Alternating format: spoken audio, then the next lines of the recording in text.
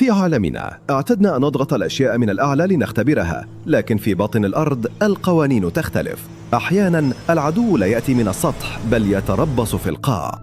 كيف تختبر درعك ضد هجوم القادم من الأسفل دون أن تكسر الأرض التي تقف عليها؟ الإجابة تكمن في قلب الموازين. نحن لا نضغط، نحن نسحب.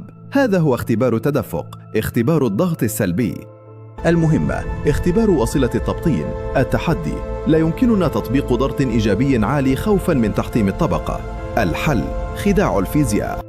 نضع الباكر ليعزل المنطقة، ثم نستبدل طين الحفر الثقيل داخل المواسير بسائل خفيف مثل الماء. الآن الضغط داخل المواسير أقل من ضغط الطبقة. البئر يريد الدخول، والحاجز الوحيد هو اللاينر. الآن تبدأ مرحلة الاستجواب. نفتح البلو أوت بريفنتر ونراقب التريب تانك المتصل بالفراغ الحلقي. نبدأ بتنفيس الضغط من المواسير. هنا البئر سيتحدث إلينا بلغة الإشارات. علينا أن نترجم. الإشارة الأولى: الكذب. إذا انخفض مستوى التريب تانك، فهذا يعني أن السائل يهرب من الفراغ الحلقي ويدخل للمواسير. المتهم هنا ليس اللاينر بل الباكر. إنه يسرب والاختبار باطل. الإشارة الثانية: الحقيقة. التريب تانك ثابت تماما، لكن ضغط المواسير يرتفع ببطء شديد.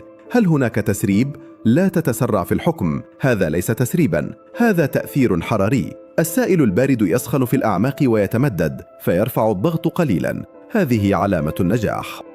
التحقيق لا ينتهي إلا بتوقيع الحكم. وثيقة الاختبار هي الدليل المادي الوحيد.